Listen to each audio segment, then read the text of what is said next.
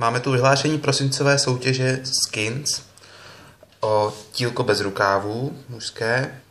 Tak, přišlo nám celkem 17 odpovědí, správných odpovědí a nyní vylosujeme výherce.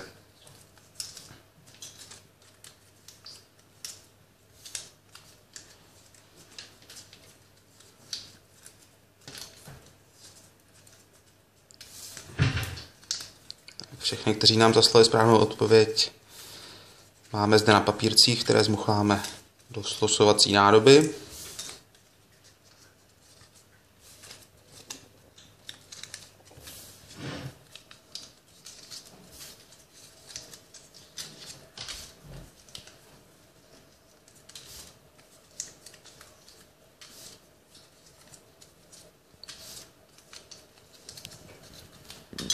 Poslední. Naše slosovatelka se nedívá a losujeme výherce, kterým se stává Přejema Šimon. Tak gratulujeme výherci a těšíme se na další soutěž.